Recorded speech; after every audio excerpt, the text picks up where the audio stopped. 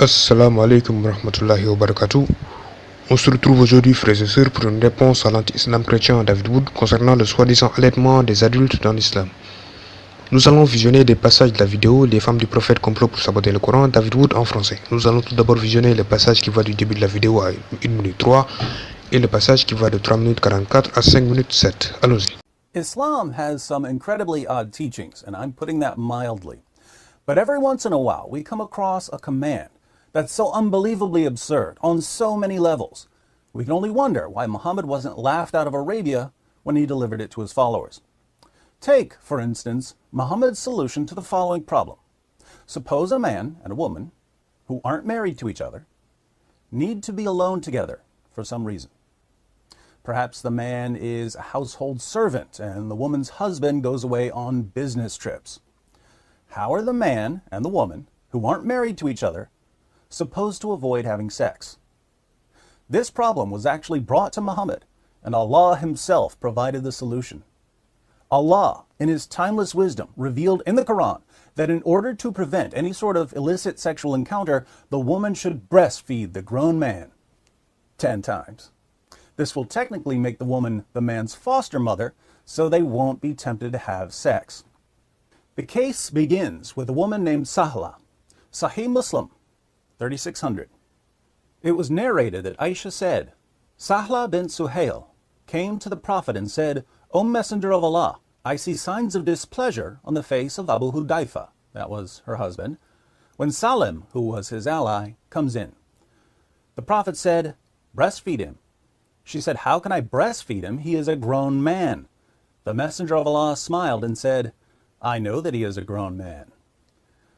Creepiest smile ever. So Sahla's husband was concerned about this grown man being around his wife, and Muhammad's response was that she needed to put her breasts in the man's mouth repeatedly. Interestingly, Sahla did exactly what Muhammad and Allah commanded. She put her breasts in Salim's mouth so that he could suck on them over and over again, and this calmed her husband down. Why? Because he trusted Muhammad. Well, Muhammad and Allah say that if I just let this man suck on my wife's breast a bunch of times, I don't need to worry about what they do when I'm gone for the weekend. I feel so much better now that her nipples are in this guy's mouth. Anyone else want to hang out with my wife while I'm out of town? Come on over. Breasts for everyone, Allahu Akbar.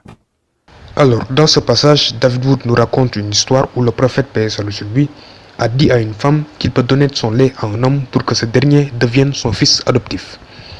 En fait, il y avait un jeune homme du nom de Salim qui visitait tout le temps une femme du nom de Sahla. Et le mari de cette femme n'aimait pas ça. Il n'appréciait pas le fait que ce jeune homme visite sa femme.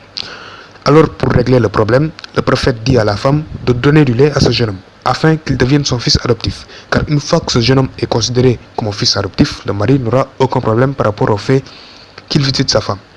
Et enfin, David Wood nous dit que cette femme avait mis ses seins à l'intérieur de la bouche du jeune homme pour lui donner le lait. Tout d'abord, il n'y a pas eu de contact physique entre les seins de Sahla et la bouche de Salim comme l'affirme David Wood. Le lait qui a été donné à Salim a été bu à travers un verre et non de manière directe. Sahla a mis son lait dans un verre et il a donné à Salim pour qu'il boive ça. Comme on peut le voir à la page 257 de Kitab al-Tabakal al-Kabir. Mohammed ibn Umar, bon lui c'est Al-Waqidi, mais comme ce hadith concerne la vie des compagnons, on n'a pas reçu ce hadith.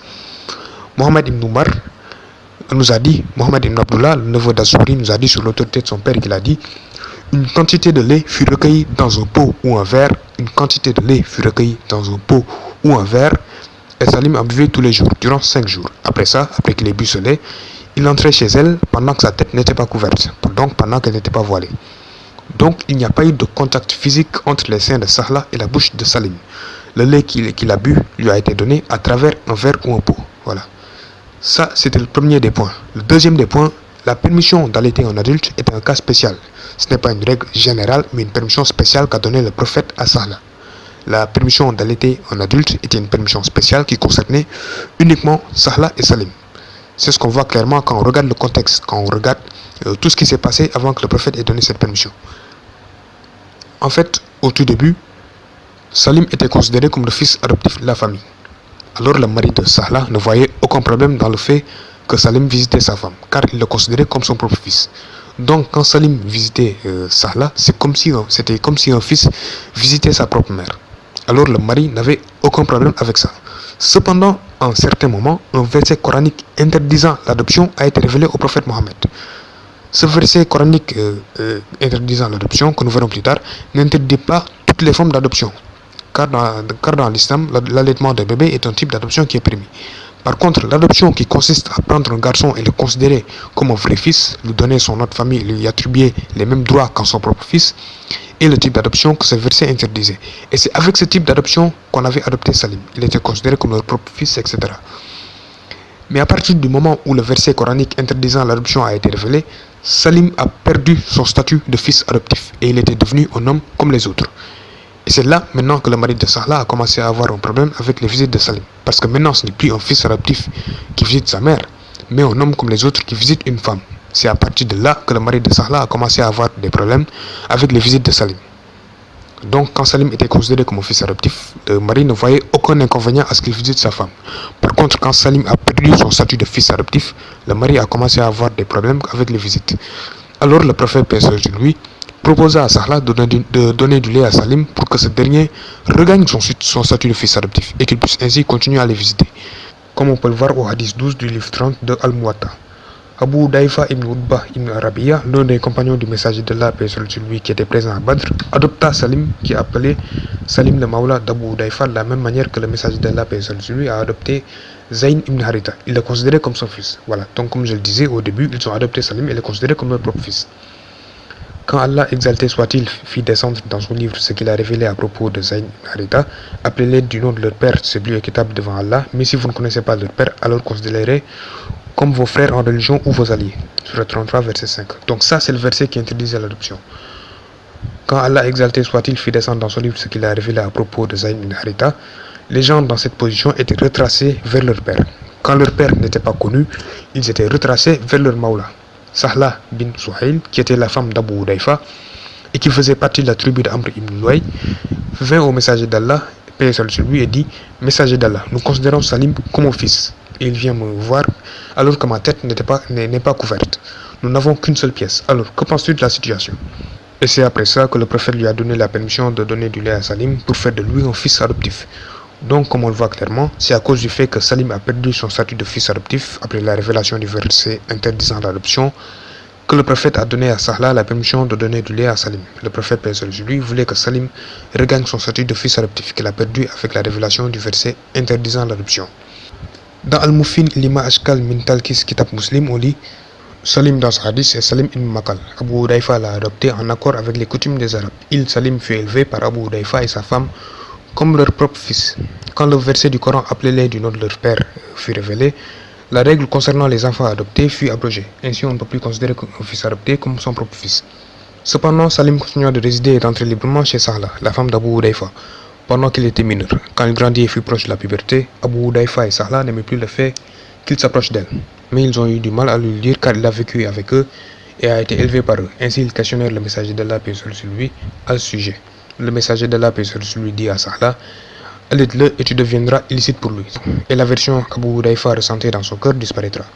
Dans Tafsir al-Quran al-Azim, on lit à propos du verset 233 de la Sourate 2, il est rapporté dans tous les sahih qu'Aïcha pensait que si une femme donnait son lait à une personne plus âgée, c'est-à-dire une personne au-delà de l'âge de 2 ans, alors cela établira l'adoption. Ceci est aussi l'opinion d'Ata ibn Abu Rabah et Al-Layth ibn Sad.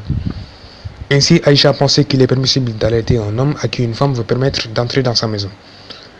Elle a utilisé comme preuve le hadith de Salim, l'esclave libéré d'Abu Daïfa, où le prophète ordonna à la femme d'Abu Daïfa de donner son lait à Salim, bien qu'il était un homme, et depuis lors, il entrait librement dans sa maison. Cependant, le reste des femmes du prophète n'étaient pas d'accord avec cette opinion, et considéraient que ceci était seulement un cas spécial. C'est aussi l'opinion de la majorité des savants. Donc la permission de donner du lait à un adulte était une permission spéciale qu'a donnée le prophète à Sahla. Étant donné que Sahla et son mari considéraient Salim comme leur propre fils bien avant que le verset interdisant l'adoption ait été révélé, le prophète leur donna une permission spéciale pour que Salim regagne son statut de fils adoptif et qu'il puisse ainsi continuer à les visiter sans problème. Maintenant, nous allons continuer en visionnant le passage qui va de 1 minute 3 à 2 minutes 30. Allons-y. Now, if you're thinking to yourself, 10 breastfeedings, that's too much, don't worry. Allah has got you covered. Even though the Quran is supposedly Allah's eternal word, Allah eventually changed his eternal mind about the need for 10 breastfeedings. 5, it turns out, is quite sufficient. Sahih Muslim, 3598. It was narrated from Amra that she heard Aisha say, when she was mentioning what kind of breastfeeding makes a person a mahram. A mahram is a relative you're not allowed to marry or have sex with. 10 definite breastfeedings were revealed in the Quran, then 5 definite breastfeedings were revealed too. Notice that Aisha says these verses were revealed in the Quran. Let's read another. Sahih Muslim, 3597. It was narrated that Aisha said, among the things that were revealed of the Quran was that 10 definite breastfeedings make a person a mahram. Then that was abrogated and replaced with 5 definite breastfeedings, and the Messenger of Allah passed away when this was among the things that were recited of the Quran. So Allah revealed 2 Quran verses about breastfeeding adults. One verse requiring 10 breastfeedings, which was later abrogated by a second verse requiring 5 breastfeedings. Alors, dans ce passage, David Wood nous cite des hadiths où Aïcha, la femme du prophète, dit qu'il y a eu 2 versets coraniques qui ont été révélés concernant l'allaitement qui rendait mahram, c'est-à-dire l'allaitement qui faisait d'un bébé un fils adoptif. Pour ceux qui n'ont pas compris, ces versets disaient qu'allaiter quelqu'un un certain nombre de fois faisait de lui un mahram, une personne avec qui on ne peut pas se marier. C'est-à-dire que si une femme allaite un bébé un certain nombre de fois, ce bébé est automatiquement considéré comme son fils adoptif, donc un mahram. La femme qui allaite devient la mère adoptive et le bébé devient le fils adoptif. Donc en fait, dans l'islam, allaiter quelqu'un un certain nombre de fois crée des relations de mahram. Alors comme je le disais, David Wood cite un passage où Aïcha dit qu'il y a eu 2 versets coraniques qui ont été révélés concernant l'allaitement qui rendait mahram. Le premier verset disait que 10 allaitements suffisaient pour faire de quelqu'un un mahram, un fils adoptif. Puis Aïcha a dit que ce verset fut abrogé par un deuxième verset qui disait que 5 allaitements suffisaient pour rendre quelqu'un mahram. Et David Wood nous dit que ces 2 versets concernent l'allaitement des adultes. Alors, l'affirmation de David Wood selon laquelle les versets dont parle Aïcha dans le hadith concernent l'allaitement des adultes est totalement fausse. Aucun des 2 hadiths que David Wood a cités ne mentionne le terme adulte. Il parle juste d'allaitement, pas d'allaitement pour adultes. Les versets coraniques dont parle Aïcha qui disent que 10 ou 5 allaitements rendaient quelqu'un mahram ne concernent pas les adultes mais les bébés. C'est-à-dire que si une femme allaitait un bébé de 1 an, 5 mois par exemple, ce bébé-là devient automatiquement un fils adoptif et un mahram. Il ne pourra pas se marier avec elle quand il grandira. Cet allaitement concerne les bébés et non les adultes. Cependant, David Wood va plus tard citer un hadith où Aïcha dit clairement que ces versets concernaient l'allaitement d'un adulte. Il va citer un hadith où il est clairement précisé allaitement d'un adulte. It's narrated that Aisha said, the verse of stoning and of breastfeeding an adult 10 times was revealed, and the paper was with me under my pillow. Donc, dans ce hadith que David Wood a cité, il est clairement précisé allaitement d'un adulte. Mais le problème, c'est qu'on a plusieurs autres versions où il n'est pas précisé qu'il s'agit d'allaitement d'adulte, où il est juste dit qu'il s'agit d'allaitement, c'est-à-dire l'allaitement normal, celui des bébés. C'est le cas des 2 premiers hadiths que David Wood a cités. Comme je l'ai dit plus tôt, quand on regarde bien les 2 premiers hadiths que David Wood a cités, on remarque qu'il ne mentionne à aucun moment le terme adulte. Il parle juste d'allaitement. Il ne parle pas d'allaitement des adultes, mais juste d'allaitement, donc celui des bébés. Sahih Muslim, 3598. It was narrated from Amra that she heard Aisha say, when she was mentioning what kind of breastfeeding makes a person a mahram. A mahram is a relative you're not allowed to marry or have sex with. 10 definite breastfeedings were revealed in the Quran, then 5 definite breastfeedings were revealed too. Let's read another. Sahih Muslim, 3597. It was narrated that Aisha said, among the things that were revealed of the Quran was that 10 definite breastfeedings make a person a mahram. Then that was abrogated and replaced with 5 definite breastfeedings, and the Messenger of Allah passed away when this was among the things that were recited of the Quran. Donc les 2 premiers hadiths que David Wood a cités ne parlent pas d'allaitement pour adultes, mais parlent juste d'allaitement. On peut aussi citer d'autres exemples. On peut citer l'exemple du hadith 2018 du livre 9 de Sunan Ibn Majah. Il a été rapporté qu'Aïcha a dit, l'une des choses qu'Allah a révélées dans le Coran puis abrogées est que rien ne rend le mariage interdit, excepté 10 allaitements ou 5 allaitements avérés. Alors comme nous le voyons clairement dans ce hadith, par exemple, il n'est pas question d'allaitement d'un adulte, mais juste d'allaitement, donc d'allaitement pour bébé, évidemment. À aucun moment ce hadith ne parle d'allaitement d'adulte. On peut aussi citer l'exemple du hadith 112 du livre 26 de Sunan al-Nasa'i. L'une des choses qui furent révélées dans le Coran était que 10 allaitements avérés rendaient le mariage interdit. Puis cela fut abrogé et changé en 5 allaitements avérés. Puis le messager d'Allah mourut lorsque ceci était une chose qui était toujours récitée dans le Coran. Comme on le voit dans ce hadith aussi, l'allaitement d'adulte n'est pas mentionné. Ici, il s'agit juste d'allaitement, donc celui des bébés. Donc, de manière générale, on peut dire qu'on a deux versions du hadith. On a la version qui parle d'allaitement pour adultes et on a là où les versions qui parlent juste d'allaitement, c'est-à-dire celui des bébés. Et ces deux versions ne peuvent pas tous les deux être vraies. Alors maintenant, on va voir laquelle des deux versions est la plus crédible. Mais pour le moment, on va ignorer le fait que la version qui parle d'allaitement pour des adultes a été déclarée non authentique et anormale, car elle est en contradiction avec ce que les autres narrateurs ont rapporté. On va ignorer ce fait pour le moment, on va revenir sur ça beaucoup plus tard. On ne va pas l'utiliser comme argument pour le moment. Bon, les deux versets mentionnés par Aïcha parlent juste d'allaitement ou d'allaitement pour adultes. Les versets sur l'allaitement concernaient les bébés ou les adultes. Laquelle de ces deux versions est la plus crédible? Tout d'abord, si les versets concernent l'allaitement des adultes, comment se fait-il qu'Aïcha ne l'ait pas utilisé comme argument pour justifier l'allaitement des adultes? Parce que si vous vous souvenez bien, Aïcha a essayé de justifier l'allaitement des adultes. Et pour ça, elle a utilisé la permission d'allaiter Salim. Mais pourquoi n'a-t-elle pas aussi utilisé les versets sur l'allaitement? Si les versets sur l'allaitement concernaient les adultes, pourquoi ne les a-t-elle pas utilisés comme preuve la permission d'allaiter les adultes? Pourquoi s'est-elle limitée à la permission d'allaiter Salim?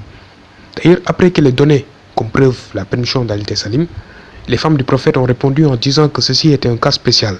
Alors pourquoi Aïcha n'a pas répondu en disant que non, c'est pas un cas spécial vu qu'Allah a révélé des versets qui permettaient l'allaitement des adultes? Donc là, si on prend l'hypothèse selon laquelle les versets sur l'allaitement concernaient les adultes, on a une histoire incohérente, car non seulement Aïcha n'a pas pris les versets sur l'allaitement comme preuve pour justifier l'allaitement des adultes, mais en plus, elle ne les a pas cités lorsque les femmes du prophète ont dit qu'elles n'étaient pas d'accord avec l'allaitement des adultes. Or, si effectivement les versets sur l'allaitement concernaient les adultes, Aïcha les aurait utilisés comme argument.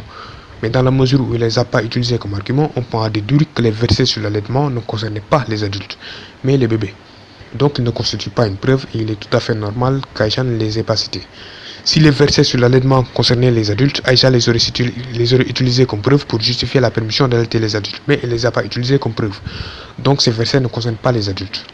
On peut seulement conclure que ces versets ne concernent pas les adultes. D'ailleurs, on peut pousser la réflexion plus loin. Si les versets sur l'allaitement concernaient les adultes, pourquoi les femmes du prophète, paix sur lui, auraient dit à Aïcha que l'allaitement des adultes n'est pas permis? Ça n'a pas de sens. S'il y avait carrément eu des versets qui permettaient l'allaitement des adultes, les femmes du prophète n'auraient jamais dit à Aïcha que l'allaitement des adultes n'est pas permis. Et pour ceux qui vont prendre les fatwas permettant l'allaitement des adultes comme preuve de l'existence des versets sur l'allaitement des adultes, vous vous enfoncez encore plus. Car si effectivement il y avait eu un verset sur l'allaitement des adultes, pourquoi ceux qui font des fatwas où ils disent que l'allaitement des adultes est permis ne l'utilisent pas comme preuve? Pourquoi ils ne l'utilisent pas comme argument? En effet, il y a des musulmans qui font des fatwas où ils permettent l'allaitement des adultes. Mais dans aucun de ces fatwas, ils vont vous dire l'allaitement des adultes est permis, car il y a un verset qui en parle. Dans aucun de ces fatwas, ils vont vous parler d'un verset sur l'allaitement des adultes. Donc même ceux qui défendent l'allaitement des adultes ne reconnaissent pas l'existence d'un verset qui permet cet acte. Bref, cet ensemble de faits démontre que la version disant que les versets sur l'allaitement concernaient les adultes n'est pas crédible. Il est évident lorsqu'on prend tous ces éléments en compte que les versets sur l'allaitement ne concernaient pas les adultes, mais les bébés. Quant à la version disant que les versets concernaient l'allaitement des adultes, elle a pour conséquence une histoire incohérente, donc elle n'est pas crédible. Et ce n'est pas la seule incohérence que cette version entraîne d'ailleurs. On va tout de suite voir que la version disant que les versets sur l'allaitement concernaient les adultes a pour conséquence une autre incohérence, concernant cette fois-ci l'histoire de Salim et Sahla. Tout d'abord, on va voir à quel moment précis le prophète, paix sur lui, a donné à Sahla la permission d'allaiter Salim. Il lui a donné cette permission spéciale après que le verset sur le 10 allaitement fut révélé ou avant? Eh bien, c'est simple. Le prophète a donné à Sahla la permission spéciale d'allaiter Salim 5 fois. Ce qui veut dire que cette permission spéciale a été donnée après que le verset sur les 10 allaitements fut révélé, comme l'a dit David Wood. We know that Abu Hudayfa's wife was told to breastfeed Salim 5 times. So the situation with Abu Hudayfa arose after the verse requiring 10 breastfeedings had been abrogated. Donc, lorsque le prophète donna à Sahla la permission spéciale d'allaiter Salim, le verset sur les 10 allaitements avait déjà été révélé et abrogé. Bien. Maintenant, le problème, c'est que lorsque le prophète, paix et salut sur lui, donna à Sahla la permission d'allaiter un adulte, cette dernière était surprise de cette permission. Or, si effectivement le verset sur les 10 allaitements permettait l'allaitement des adultes, il n'aurait pas été surprise que le prophète lui donne cette permission. Le verset sur les 10 allaitements était apparu avant que le prophète lui donne la permission d'allaiter un adulte. Alors si effectivement ce verset permettait l'allaitement des adultes, elle n'aurait pas été surprise que le prophète lui donne la permission d'allaiter un adulte. Si le verset sur les 10 allaitements permettait l'allaitement des adultes, elle aurait trouvé tout à fait normal, Sahla aurait trouvé tout à fait normal que le prophète lui donne la permission d'allaiter un adulte.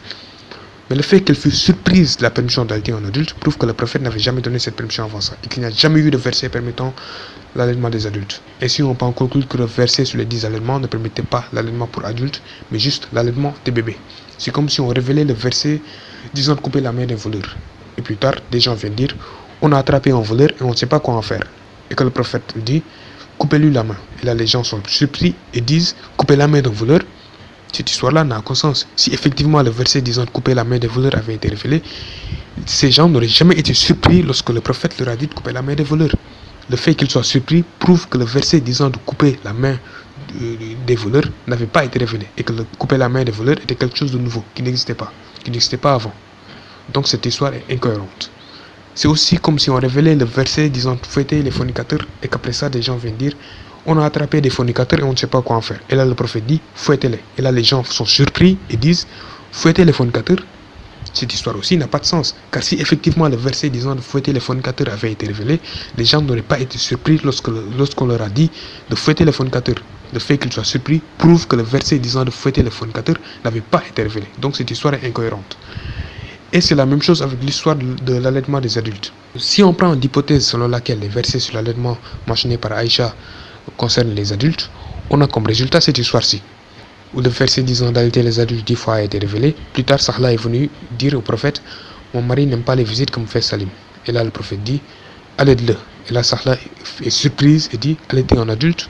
Là encore, cette histoire n'a pas de sens, car si effectivement le verset permettant d'allaiter les adultes avait été révélé, la femme, Sahla, n'aurait pas été surprise lorsque le prophète lui a dit d'allaiter un adulte. Le fait qu'elle fût surprise lorsque le prophète lui dit d'allaiter un adulte prouve que le verset disant d'allaiter un adulte n'avait pas été révélé. Donc cette histoire est incohérente. La version du hadith disant que les versets sur l'allaitement concernaient les adultes a pour conséquence une histoire incohérente. Cette version n'est donc pas crédible. Par contre, si on prend en compte la version du hadith disant que les versets sur l'allaitement concernaient les bébés, là on a une histoire tout à fait cohérente. Le verset disant d'allaiter les bébés 10 fois a été révélé. Après ça, Sahla est venu dire au prophète mon mari n'aime pas les visites comme fait Salim. Et là le prophète dit allaite-le. Et là Sahla est surprise et dit allaiter un adulte. Voilà. Là l'histoire est cohérente. La femme est surprise de la permission d'allaiter un adulte tout simplement parce que cette permission est quelque chose de nouveau. Ce qui existait plutôt, c'est un verset qui parle d'allaiter les bébés 10 fois. Donc là, il est tout à fait normal que la femme soit surprise qu'on lui donne la permission d'allaiter un adulte. Alors la version selon laquelle le verset parle d'allaitement des bébés est la plus crédible. Elle colle parfaitement avec la hadith sur Sahla. Elle colle aussi parfaitement avec l'histoire d'Aïcha, car étant donné que le verset sur l'allaitement concernait les bébés et non les adultes, il est tout à fait normal qu'Aïcha ne l'ait pas utilisé comme preuve pour justifier l'allaitement des adultes. Il est tout à fait normal que les femmes du prophète aient été en désaccord avec l'allaitement des adultes. Donc la version disant que les versets sur l'allaitement concernent les bébés est crédible et colle parfaitement avec les différentes histoires. Par contre, la version du hadith disant que les versets sur l'allaitement concernaient les adultes n'est pas crédible, car elle a pour conséquence des histoires incohérentes, comme on vient de le voir. Donc déjà, rien que ça, c'est suffisant. Le seul fait que ça a pour conséquence des histoires incohérentes, des histoires qui n'ont aucun sens, est un argument suffisant qui démontre que cette version du hadith n'est pas crédible. À partir du moment où la version sur l'allaitement des adultes a pour conséquence des histoires incohérentes, alors que la version sur l'allaitement des bébés a pour conséquence des histoires tout à fait cohérentes, ça démontre, ça prouve que la version sur l'allaitement des bébés est plus crédible que la version sur l'allaitement des adultes. On n'a pas besoin de continuer, on peut s'arrêter là. Mais on ne va pas s'arrêter là. On ne va pas s'arrêter là parce que non seulement la version sur l'allaitement des adultes a pour conséquence des histoires incohérentes, mais elle est en plus de ça en contradiction avec les propos du prophète, paix sur lui. La version disant qu'allaiter un adulte fait de lui un mahram, un fils adoptif, est en contradiction avec un hadith sahih où le prophète dit clairement que l'adoption n'est valide que durant la période de l'allaitement. En gros, le prophète a dit que l'allaitement qui rend quelqu'un mahram n'est valide que si ça a été fait durant la bonne période, la période de l'allaitement, c'est-à-dire avant que le bébé n'atteigne l'âge de 2 ans, comme on peut le voir au hadith 11 du livre 52 de Sahih Bukhari. Aïcha a rapporté: un jour le prophète paix salut sur lui vint à moi alors qu'un homme était dans ma maison. Il me dit: oh Aïcha, qui est cet homme? J'ai répondu: c'est mon beau-frère. Il dit: oh Aïcha, sois sûre de tes frères adoptifs, car l'adoption n'est valide que si elle a été faite durant la période de l'allaitement. L'adoption n'est valide que si elle a été faite durant la période de l'allaitement, avant l'âge de 2 ans. Donc, comme l'a clairement dit le prophète, l'adoption n'est valide que durant la période de l'allaitement, c'est-à-dire avant que le bébé ait 2 ans. Ceci est en contradiction directe avec la version du hadith selon laquelle les versets sur l'allaitement disaient qu'allaiter un adulte en fait un mahram. Non, c'est faux, allaiter un adulte ne fait pas de ce dernier un mahram, un fils adoptif, étant donné que le prophète a clairement dit que l'adoption n'est valide que durant la période de l'allaitement, c'est-à-dire avant que l'enfant n'atteigne l'âge de 2 ans. Donc même si tu allaites un enfant de 3 ans, ça ne va pas faire de lui un fils adoptif, car il a dépassé l'âge de 2 ans. Donc je ne parle même pas d'un adulte. Mais ce n'est pas tout. Cette version est aussi en contradiction avec un autre hadith. Il s'agit du hadith 1281 du livre 30 de Al-Muwatta. Il n'y a pas de parenté par allaitement excepté pour une personne qui est allaitée quand il est petit. Il n'y a pas de parenté par allaitement au-delà de l'âge de 2 ans. Il n'y a pas de parenté par allaitement au-delà de l'âge de 2 ans. Voilà, donc comme le dit ce texte, il n'y a pas de parenté par allaitement au-delà de l'âge de 2 ans.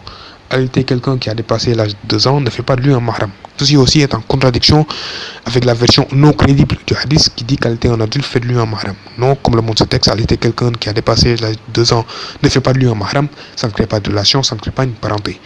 Au hadith 1285 du livre 30 de Al-Muwatta, on lit: l'allaitement ne se fait que lorsque l'enfant est dans le berceau. L'allaitement ne se fait que lorsque l'enfant est dans le berceau. Sinon, ça ne cause pas des relations de chair et de sang. Ça ne crée pas des relations de mahram. Donc, l'allaitement d'un adulte ne crée pas des relations de mahram. Bref, comme on l'a démontré, la version du hadith disant que les versets parlaient d'allaitement des enfants est plus crédible que la version du hadith disant que les versets parlaient d'allaitement des adultes. La version parlant d'allaitement des enfants a pour conséquence des histoires cohérentes et elle est aussi en parfait accord avec ce qu'a dit le prophète. Elle est en parfait accord avec la règle islamique selon laquelle l'adoption par allaitement n'est valide qu'avant l'âge de 2 ans. Par contre, la version parlant d'allaitement des adultes a pour conséquence des histoires incohérentes, des histoires qui n'ont aucun sens. Donc déjà, rien que ça, c'est suffisant. Mais en plus de ça, il est en contradiction avec les propos du prophète, où il est dit que l'adoption n'est valide que durant la période de l'allaitement, c'est-à-dire avant l'âge de 2 ans. Donc la version parlant d'allaitement des bébés est plus crédible que la version parlant d'allaitement des adultes. Et on peut en conclure que les versets sur l'allaitement mentionnés par Aïcha concernaient les bébés et non les adultes.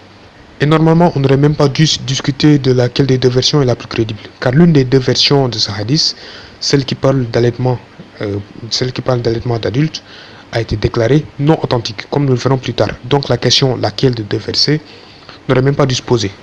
Mais je voulais juste démontrer que même si cette version était authentique, ça ne change absolument rien au fait qu'elle n'est pas crédible. La non-crédibilité de ce hadith ne dépend pas de son authenticité. Authentique ou non, il n'est pas crédible. Ce n'est pas seulement parce que ce hadith est déclaré non authentique qu'il n'est pas crédible. C'est aussi parce qu'il a pour conséquence des histoires incohérentes qui n'ont aucun sens et qu'il contredit les propos du prophète, paix sur lui, qu'il n'est pas crédible. Voilà. Et il faut aussi souligner le fait que dans le reste de la vidéo, David Wood va utiliser sa fausse idée selon laquelle les versets sur l'allaitement concernaient les adultes pour dire qu'il y a eu un complot et que ce sont les femmes du prophète, paix sur lui, qui ont détruit ces versets. Surprise, surprise. The verses commanding this practice, a practice Muhammad's wives found revolting, came up missing after he died. There are only two real possibilities here. Either Aisha remained faithful in her desire to preserve the Quran, and Muhammad's other wives conspired to send hungry sheep into Aisha's house to rid the world of one of history's most ridiculous teachings. Or, since Aisha had the only written copy of the verses, Muhammad's other wives may have eventually persuaded her to destroy them. I favor the latter explanation. En fait, son raisonnement est qu'étant donné que les femmes du prophète trouvaient l'allaitement des adultes révoltants, ce sont elles qui ont détruit les versets sur l'allaitement avec l'aide d'Aïcha. Cela est totalement faux, car les versets sur l'allaitement ne permettaient pas l'allaitement des adultes, mais juste l'allaitement des bébés, comme nous venons de le démontrer. Les femmes du prophète n'avaient aucune raison de détruire les versets, car ces derniers ne permettaient juste l'allaitement des bébés, de moins de 2 ans, et non celui des adultes. Donc l'accusation de David Wood, selon laquelle les femmes du prophète sont à l'origine de la destruction des versets sur l'allaitement, est invalide. Et en ce qui concerne la raison pour laquelle ces versets ne se trouvent plus dans le Coran, on va y revenir plus tard.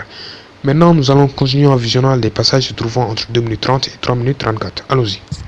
Aisha specifically says that this was among the things that were recited of the Quran when Muhammad died.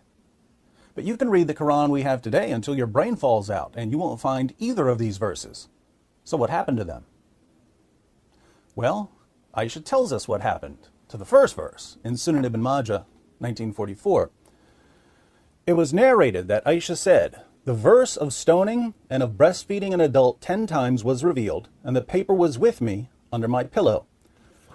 When the Messenger of Allah died, we were preoccupied with his death, and a tame sheep came in and ate it."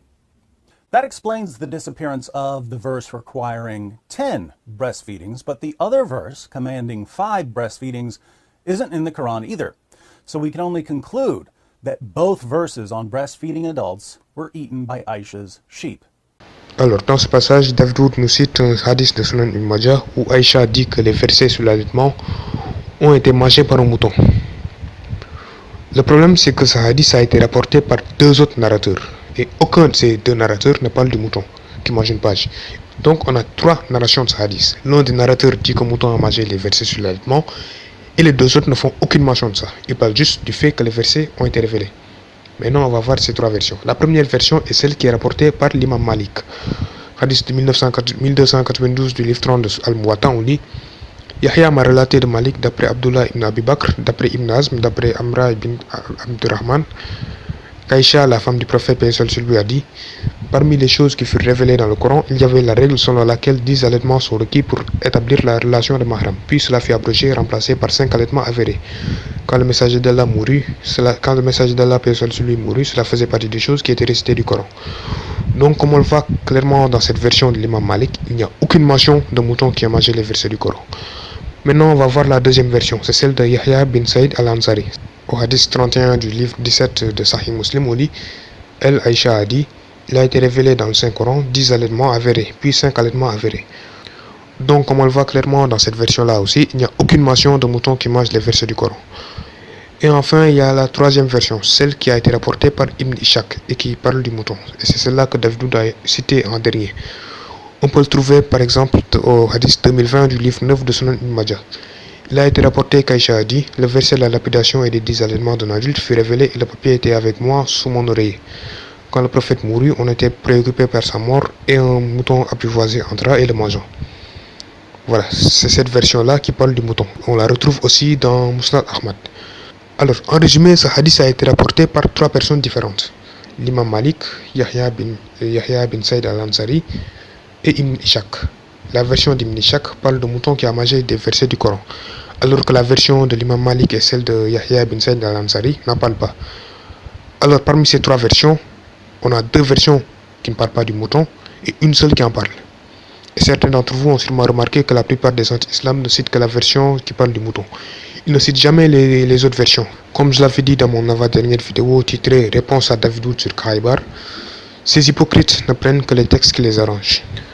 Bref, comme on le voit, le hadith d'Ibn Ishaq est en contradiction avec les 2 autres versions du hadith. Or, le fait que le hadith d'Ibn Ishaq soit en contradiction avec les 2 autres versions du hadith fait que son hadith est un hadith shad, c'est-à-dire un hadith anormal. Un hadith anormal, c'est un hadith rapporté par une personne fiable, mais qui est en contradiction avec d'autres hadiths de personnes encore plus fiables. D'ailleurs, il y a 7 mois, j'avais parlé de ce type de hadith dans ma vidéo « Le soleil se couche-t-il dans une mare debout selon l'islam ». On va rapidement visionner un passage de cette vidéo. On dit dans une introduction aux sciences des hadiths de Hafi ibn Salah, le hadith anormal est le hadith qu'un transmetteur fiable rapporte et qui est en conflit avec ce que les autres gens rapportent. Donc, un hadith anormal est un hadith rapporté par un transmetteur fiable, mais qui est en contradiction, en conflit avec ce que d'autres gens rapportent. C'est bien sûr le cas ici. Le hadith rapporté par Ibn Ishaq est en contradiction avec les hadiths rapportés par l'imam Malik et Yahya bin Saïd al-Ansari. Par conséquent, le hadith d'Ibn Ishaq est un hadith anormal. Le hadith disant qu'un mouton a mangé des versets du Coran est un hadith anormal, un hadith shad. Il faut savoir que ce type de hadith, le hadith anormal, ne peut pas être considéré comme un hadith authentique, un hadith sahih. À la page 5 d'une introduction à la science du hadith, on lit: le hadith authentique ne peut être ni anormal, shad, ni défectif. Donc un hadith authentique ne peut pas être anormal. Or, le hadith d'Ibn Ishaq est anormal, donc il n'est pas authentique. D'ailleurs, par rapport au fait que le hadith d'Ibn Ishaq n'est pas authentique, on peut citer la fatwa 175 355 du site islamqa.info. Cette fatwa a été postée le 23 mai 2015. On lit: cette différence fut suffisante pour les savants du hadith pour déclarer que la version rapportée par Mohammed ibn Ishaq était daïf, faible. Donc la version d'Ibn Ishaq où il dit que les versets du Coran ont été mangés par un mouton a été déclarée daïf, faible, et qu'il devait être rejeté et considéré comme étrange. Considéré comme étrange ici, ça veut dire considéré comme un hadith shad, un hadith anormal. De leur point de vue, le hadith étrange, c'est-à-dire le hadith shad, anormal, et tout hadith dans lequel un narrateur fiable diffère avec ce qu'on aurait d'autres narrateurs fiables qui étaient plus précis ou qui étaient supérieurs en nombre. Et c'est exactement le cas ici. On a deux rapporteurs qui ne parlent pas de moutons et un seul qui en parle. Ceci est un principe académique fondamental, car comment un narrateur peut avoir un texte additionnel dans un hadith que d'autres ont aussi rapporté des narrateurs originaux alors qu'ils sont supérieurs en nombre, plus précis en mémoire et en narration et ont un meilleur statut en termes de connaissance des hadiths? Pourquoi n'ont-ils pas eux aussi rapporté ce matériel additionnel ou différent? Donc en gros, si l'histoire du mouton était vraie, comment se fait-il que l'imam Malik et Yahya bin Saïd al-Ansari n'en aient pas eux aussi parlé? Pourquoi il y a Ibn Ishaq qui en a parlé? Pourquoi il y a les deux autres qui ont pourtant rapporté l'histoire des mêmes personnes qu'Ibn Ishaq n'en ont pas parlé? Eux qui sont supérieurs en nombre et qui étaient meilleurs et plus fiables qu'Ibn Ishaq en termes de connaissance du hadith. Soufiane al-Tawri, qu'Allah ait pitié de son âme, a dit: Yahya bin Saïd al-Ansari, lui c'est celui qui a rapporté la deuxième version du hadith. Yahya ibn Saïd al-Ansari était, selon les gens de Médine, d'un plus grand niveau que Az-Zuhri dans le domaine du hadith. Ali ibn al-Madini le considère comme l'un des narrateurs de hadith les plus authentiques et fiables. Plus loin, Ahmed ibn al-Mal a dit le concernant: il est l'un des plus précis en ce qui concerne les narrations. Donc si l'histoire du mouton était vraie, pourquoi Yahya ibn Saïd al-Ansari, qui était considéré comme l'un des narrateurs les plus fiables, les plus précis, n'en a pas parlé, lui aussi? Pourquoi l'imam Ahmad n'en a pas lui aussi parlé? Pourquoi il n'y a qu'Ibn Ishaq qui était moins fiable qu'eux qui en a parlé? Bref, comme on l'a vu, le hadith sur le mouton qui mange les versets du Coran est un hadith anormal, donc non authentique, car il est en contradiction avec deux autres hadiths qui ne mentionnent pas l'histoire du mouton. Seul Ibn Ishaq mentionne l'histoire du mouton qui mange les versets du Coran. Les deux autres narrateurs qui sont non seulement supérieurs en nombre, mais aussi plus fiables que lui, ne mentionnent pas cette histoire. Alors le hadith sur le mouton qui mange des versets du Coran est anormal, donc non authentique. Et même si on considérait comme Sahih ou Hassan, ça ne change absolument rien au fait que c'est contredit par deux autres versions qui ne parlent pas du mouton. Authentique ou non, ça ne change rien en ce fait. Et maintenant, on va un peu revenir en arrière. Si vous l'avez bien remarqué, le hadith parlant du mouton, celui qui a été rapporté par Ibn Ishaq, est le même hadith qui parle d'allaitement des adultes. Or, comme on vient de le voir, ce hadith n'est pas authentique. Et ça, c'est un autre argument qui démontre que la version qui dit que l'allaitement concerne les adultes n'est pas crédible. Ceci est un autre argument qui démontre que la version qui dit que l'allaitement concerne les bébés est bien plus crédible que la version qui dit que l'allaitement concerne les adultes. Donc finalement, les anti-islam qui défendent la version qui dit que l'allaitement concerne les adultes, j'aimerais pas du tout être à leur place. Parce que non seulement cette version a pour conséquence des histoires incohérentes, il y a que ça c'est suffisant, et contredit les propos du prophète, mais en plus de ça, il s'agit d'un hadith anormal, donc non authentique. Donc des anti-islam désespérés qui défendent de manière ridicule la version de l'allaitement des adultes, et qui essaient de nous faire gober qu'elle est plus crédible, j'aimerais pas du tout être à leur place. Mais bon, comme je le disais tout à l'heure, authentique ou non, la version de l'allaitement des adultes n'est pas crédible. Bref, en conclusion, le hadith sur le mouton qui mange des versets est un hadith anormal, donc non authentique.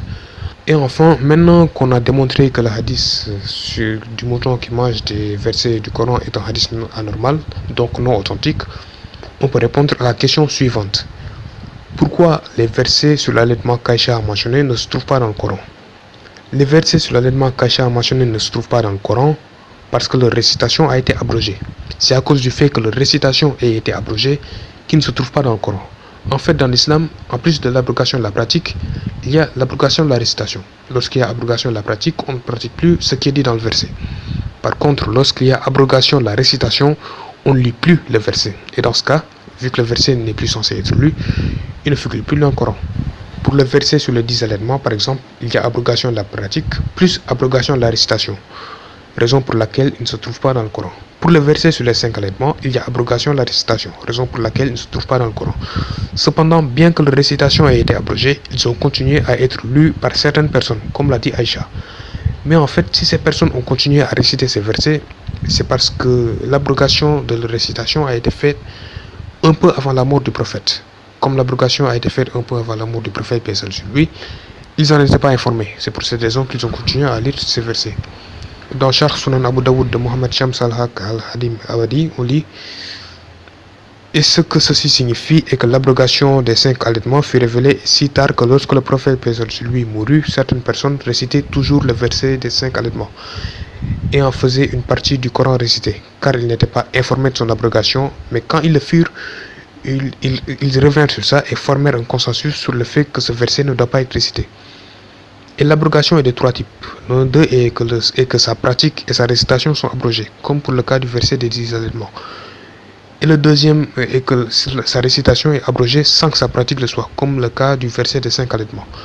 Voilà, donc si ces versets sur l'allaitement ne se trouvent pas dans le Coran, c'est parce que leur récitation a été abrogée. Ce n'est pas parce qu'ils ont été soi-disant mangés par un mouton, ce n'est pas parce qu'ils ont été soi-disant détruits par les femmes du prophète, une accusation qui est totalement fausse, comme nous l'avons vu tout à l'heure, mais parce que leur récitation a été abrogée. Lorsque la récitation d'un verset est abrogée, ce verset ne se trouve plus dans le Coran, il n'est plus censé être lu. Donc en conclusion, le hadith sur l'histoire du mouton qui a mangé des versets est un hadith anormal, donc non authentique. Et si les versets ne se trouvent plus dans le Coran, c'est parce que la récitation a été abrogée. Maintenant, on va visionner le passage qui va de 5 minutes 43 à 8 minutes 11. Allons-y. Hafsa couldn't breastfeed Asim because she didn't have children, so she had her sister breastfeed him 10 times, which transformed him into Hafsa's foster nephew. Eventually, however, most of Muhammad's wives, including Hafsa, became disgruntled over the practice. After retelling the story about Muhammad ordering Abu Hudayfa's wife to breastfeed a grown man, Malik's Muwatta, chapter 30, section 2, number 12, continues with this. Aisha, al-Mu'mineen, mother of the believers, took that as a precedent for whatever men she wanted to be able to come to see her. She ordered her sister, Kulthum bint Abi Bakr as-Siddiq, and the daughters of her brother to give milk to whichever men she wanted to be able to come in to see her. The rest of the wives of the Prophet refused to let anyone come into them by such nursing. They said, "No, by Allah, we think that what the Messenger of Allah ordered Sahla bint Suhail to do was only by an indulgence concerning the nursing of Salim alone. No, by Allah, no one will come in upon us by such nursing." We find the same thing in Sahih Muslim 3605, where Muhammad's wife, Salama, declares, "The other wives of the Prophet used to refuse to admit anyone on the basis of that breastfeeding of a grown-up. They said to Aisha, 'By Allah, we think that this is a concession which the Messenger of Allah granted only in the case of Salim. No one will enter upon us or see us on the basis of this type of breastfeeding.'" So Muhammad's wives were claiming that the command to breastfeed adults only applied to Abu Hudayfa's wife in the case of Salim. This explanation obviously doesn't work for 3 reasons. Donc là, David Wood va nous citer 3 raisons censées prouver que le cas de Salim n'est pas un cas spécial.